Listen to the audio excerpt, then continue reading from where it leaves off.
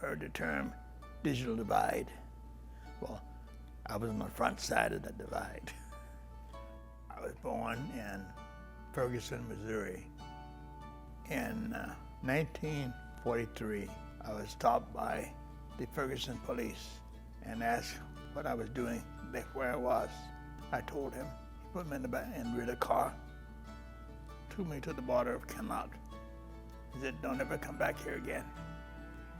I told my mother that. Her response was, "You're gonna meet racism for the rest of your life, but don't ever let that be a reason why you don't succeed." I then went on to get a degree at St. Louis University, and I applied for my first job at McDonald Aircraft. They didn't know I was black. Their response to me when I arrived was, "We're sorry, but we have no jobs for professional Negroes." I left. David Packard had decided he wanted to go into the computer business. I interviewed with him, and he wanted me to do the software for it.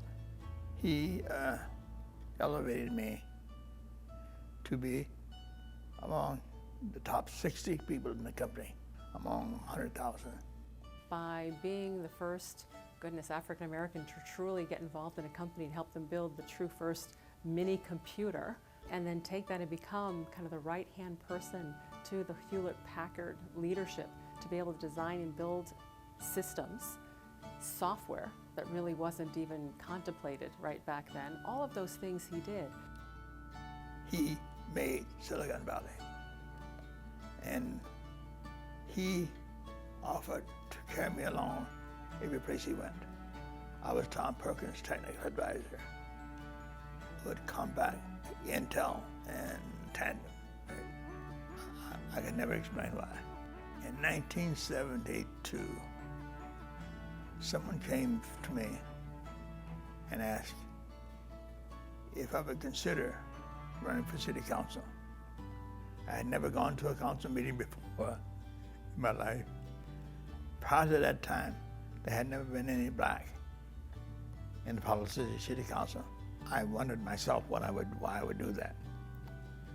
But it happened that I went to the city to get some land rezoned for use for a boys' club.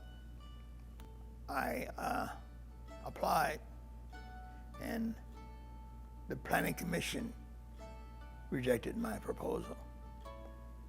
I had two friends on the city council, people I knew on the city council,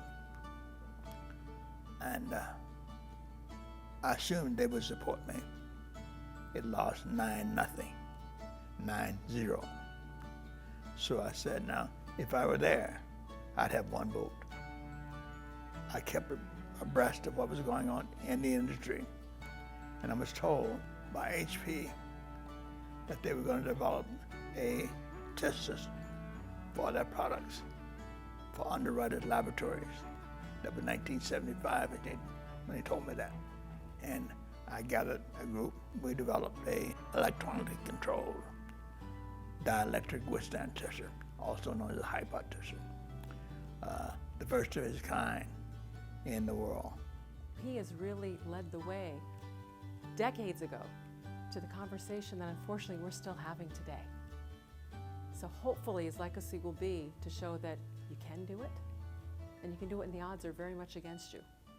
Today, there were fewer odds against us, so there's no reason why we can't push the envelope. Coming from Ferguson, Missouri to Silicon Valley, from the poorest community in the country to the wealthiest community in the country, and take a lead role. I want kids to learn as much as they could, because they can do what I did and more.